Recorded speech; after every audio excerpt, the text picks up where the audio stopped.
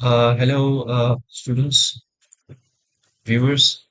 This is your host Irfan Nasser after a long time in this channel. And today I will be continuing what I started last year. Uh,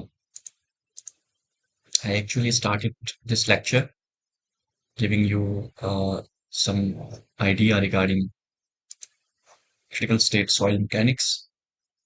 And I think I have reached over here.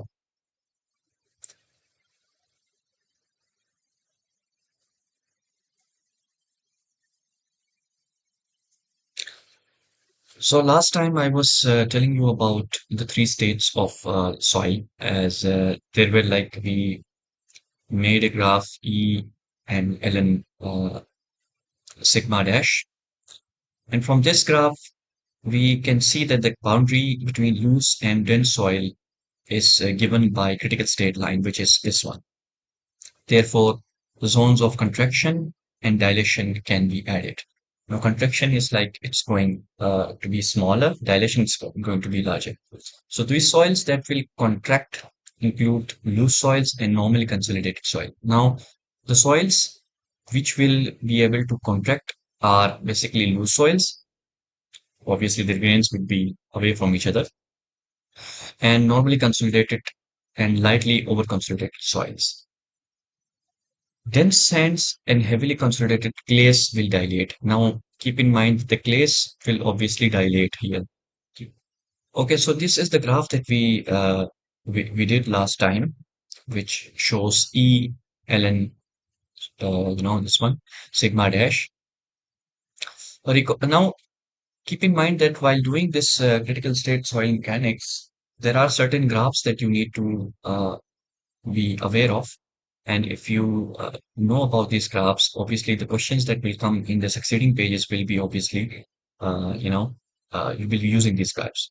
So recalling the work on the normally consolidated and over consolidated soils, it is clear that normal compression line can be plotted in E ln sigma dash space. Now, if we talk about normal consolidation and we talk about over consolidation, now we are clear that the normal consolidation line we can plot between E ln sigma dash. Now this one, right? And now it will give a straight line. So if we plot this in this one, it will obviously give a straight line. Now this is basically ln sigma dash, not sigma dash. That's therefore it's the logarithmic value, which is making it a straight line. Now there is an equation you can see. The NCL, normally consolidated line, marks the boundary of possible soil states since no soil can exist to the right of the normally consolidated line. Normally consolidated line on the right side, no soil can exist, but on the left side, soils can exist. So this is a boundary which shows the impossible states away from that one. Now, adding in the critical state line, if we talk about the critical state line, which is the middle line, now critical state line is parallel to the normally consolidated line. We can see that normally consolidated line, critical state line, and there is a parallel these two are basically parallel to each other, and on the right side of the normally consolidated line there isn't any soil which exists. Now compression index was defined in the previous lectures, obviously we have done in the last lecture, as now this is the void ratio E1 equals to E naught minus CC compression index log sigma dash 1 divided by sigma 1 dash divided by sigma 0 dash. This is an equation which has been, you know, made from the graph. That is, compression index is a slope of the normally consolidation line on an E log 10 plot. Now, if we see natural logarithm ln sigma dash plot and E, the CC is basically the slope. Slope is basically this line. Okay, gradient basically. This is the gradient which exists on the E sigma on the E log 10 sigma dash block. So by defining En, if we define En as the void ratio of a normally consolidated sample, okay, at a vertical effective stress, which is sigma dash naught is equal to 1, then the equation of the normally consolidated line in E ln sigma dash space may be written as. Now, see, if we define En as the void ratio, of the normally considered sample of soil at vertical effective stress. Now, effective stress is that in which there is no pore water pressure, keep in mind. So then the equation of the normally consolidated line in E ln space dash megaritness, this can be consolidated into this equation, right? If we take E n as a rotation normal consolidated soil at vertical effective stress, in which sigma dash should not be take as 1. So if this is 1, and this would be log sigma dash 1 divided by sigma dash nil. So this would be 1. Then the equation can be converted into lambda ln sigma dash, right? Now here Cc is basically 2.303 uh, lambda. These values are actually been experimentally, uh, obtained. So therefore, the value of completion index is this one. Now, if we define E lambda as the critical void ratio, delta sigma dash is equal to 1, right? If we define this one as the critical void ratio at sigma dash is equal to 1, the equation of the critical state line would be converted into, like if you take this one as 1, then this will be written as like this, because we have taken sigma as a critical void ratio at sigma dash is equal to 1. The equation of critical state line then can be converted into this equation. Thus, there is a framework within which the soil can be plotted. Okay. Now, this was actually the explanation behind the graph on how we can plot the soil samples if we want to plot it in a graph wise, so we can do it like this one. Okay, so the role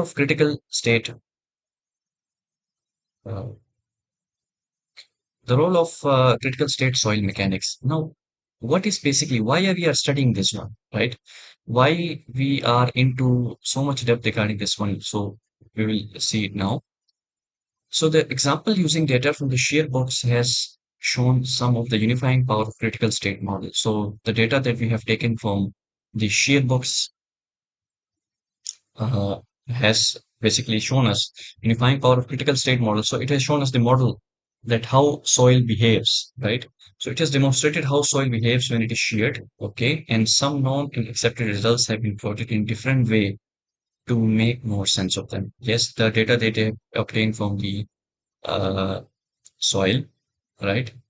And it has basically demonstrated how a soil behaves when it is sheared. Sheared is basically like moving up like this one, and some known and accepted results have been plotted in different way to make some more sense of them. So the use of shear box data was convenient because it is easy to see physical meaning of parameters involved. Basically, that the data that we have taken from the shear box uh, is basically easy to understand. Number one, and we can give the physical meaning to those in which the parameters involved. So the triaxial test is far more important as a method of soil testing, and this will be considering. Okay, triaxial test is one of the advanced methods, which is also very important. But shear box is simple way in which you can find the different parameters of the soil, that how soil behaves under specific loads. We can find it through this shear box test. So first, however, it is helpful to reassess the role of critical state model mechanics theory in the light of shear box test. So first of all, we need to uh, you know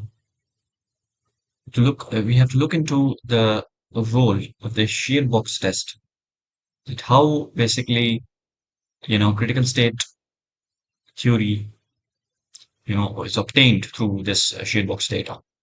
So the traditional approach to soil mechanics is to assume that a soil exhibits several types of behavior and to treat each separately in the design of structures. Obviously, soil, we know that it is that material which changes with every step, or we can say with every meter, or we can say if every feet, it has different parameters. So basically, in the traditional sense, we assume that it obviously shows different types of behavior, and we have to treat each behavior separately for if we want to design different types of structures. So now there are two types of behavior that are particularly important in a soil. You have to be very careful. Soil breaking or the shear strength of soil. Now, soil which breaks, basically it flips down. It goes like this, slips. Okay. This is basically the shear of soil, we can say. or soil squashing, or we can say squashing means if the soil particles are combined together like a ball, it's like being squashed, right? Now, these two basically are parameters which show basically different types of behavior that soil undergoes. So the first relates shear stress with effective normal stress. Number one is soil breaking. Basically, what it does is it relates the shear stress, which is shown by this one symbol, with effective normal stress, sigma dash. The effective normal stress means there's the pore water pressure, and the second basically relates volume change with sigma dash. Number first relates shear stress with normal stress because normal stress causes. So if normal stress is being applied on the soil, basically the shear stress will be generated. That shear stress is basically is being related with the normal stress. And the second one, which is the squashing, relates volume change with effective stress. Now, the volume change, that how soil volume is changing, that is basically it relates with the effective stress. So the Mohr column failure criterion is usually used to determine the stability of the soil. Basically, we have also done the Mohr circle. We have also seen, and this is the criterion that is used to basically determine the stability of the soil, which is written by this one. A is equal to C dash plus. This is the basically a cohesion angle, right? Okay, and this is sigma dash and phi dash. So this is the equation. So by applying this criterion to the soil in question, an engineer can determine how near the soil is to breaking or shear. Obviously, Mohr circle we can use to determine the soil is either it's like breaking. We have seen in the above, which is if it's like shearing, or it is being squashed, right? So Mohr circles are used to describe the stress state of the soil. These circles are basically which we do in soil mechanics are basically used to describe the stress, how much stress a soil is being subjected to. So that is that we can determine by using this Mohr circle. So engineers typically subject soils to two fundamental types of tests. Now what happens is we basically engineers are subjecting the soil to two types of tests. Number one is in a triaxial cell. Okay. So subject soils to two fundamental types of tests, usually in the triaxial test. So usually in triaxial cell, the engineers, what they do is they subject soils to two types of tests. Number one is the undrained tests, and number two is the drain test. Now these are, we've also discussed in the previous, lecture. I know it's been it's been a while, but you can also go through there in order to know more about this one. But in a summary here, you can see the undrained test under constant volume. This means that volume never changes in this undrained tests because uh, it is no release of water. Cases of rapid loading means a lot of pressure is being applied on the soil. For example, rapid construction of soil having low permeability. If the soil is there which doesn't allow the water to go through, if basically and you are applying a lot of load over that soil, okay, for example, rapid construction soil having low permeability. For this test, the undrained angle is equal to zero. Inequality is that shear is less than or shear is less than or equals to the undrained cohesion, right? Undrained cohesion, you can see. So in this test, undrained test, cases of rapid loading means that if there is soil which has been loaded, uh, you know, so there is a soil which is low permeability, it doesn't allow more water to pass through, and you are, making a structure over that soil. So this is basically a case which has been, uh, you know, shown by the undrained tests. In this test, phi undrained angle is equal to zero, or approximately equal to zero, and the inequality is phi t is less than or equals to cu shear, right? Shear is less than or equal to the cohesion angle. Now drain tests. See, this one is here, right? This is equal to cu. Is less than or equal to cu in equation 7. Drain test in which the volume changes represents the above case several years on, or the slow loading of soil relatively to its permeability. Means drain test is there in which you are allowing water to drain through. It shows the above case several years on or slow loading of soil relatively to its permeability. This means that soil is there, but the loading is being distributed to the soil uh, for not rapidly but gradually for a long period of time. Okay. For this case, cohesion C dash reduces almost to zero. Therefore, obviously, there will be no cohesion goes to zero. And the angle of friction, which is phi dash, this is basically friction angle. I forgot about that one. Has a significant value. If soil is being compressed gradually, not uh, largely, means rapidly. So cohesion angle basically it almost reduces to zero, and the angle of friction phi dash. There is a value of that. So this is shear is equal to phi, sigma dash 10 friction angle phi dash. Earlier in this model was shown that undrained triaxial tests on saturated clay have reduced the strength of clay. So undrained triaxial tests, I'm sorry. So we have seen in the previous lecture that undrained tests on a saturated clay and have reduced the strength of the clay. This means that undrained tests which were done on the saturated clay have basically reduced the strength of the clay. As you can see, the reduce, you can say reduce means strength of the clay Cu, which is the friction, which is what? Which is the cohesion angle. Okay. If you assume phi u means undrained angle is equal to undrained angle is equal to zero, if we say, then I'm sorry, I'm just read it again. Earlier in this model was shown that undrained triaxial tests on saturated clay, okay, we have seen and have reduced the strength of clay, assuming okay, so we have got the strength of clay Cu as Pu is equal to zero. In addition to the traditional method, in addition to the traditional method of investigating soil squashing, okay, uh, is to carry out odometer tests and to determine parameters that relate volume to vertical effective stress. Okay, so apart from traditional tests, if we want to, you can say, investigate, right, uh, soil squashing, then we used to carry the odometer test and to determine the parameters. Yes, we were able to determine the parameters that relate volume to the vertical effective stress by simulating field stress in the laboratory on a small soil sample. So obviously we will, if we are,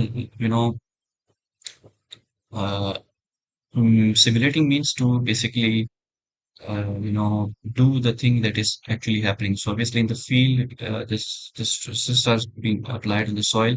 So we are simulating the same stress on a laboratory in a small sample of soil. Field settlements can be estimated by extrapolation. Obviously, extrapolation means we can do some calculations and we can actually determine the field stresses by comparing it in the laboratory. The role of critical state theory is to consider these fundamental aspects of soil together. Okay. One method of doing this is by plotting test results in phi sigma dash E space, that is shear stress, normal stress, and volume space, before developing the critical state theory in more detail. This is to redefine the parameters, establish better framework within which to plot the data, and thereby judge the theories of soil behavior. In order to do the shear, this one, to do, calculations and to plot the soil states in a graph, we need to basically know about these parameters we have just seen: shear stress, effective stress, and void ratio space. In shear stress, normal stress, and volume space, basically. So now in the next few pages, we'll be able to know about framework, planes, and all that. Let me just check.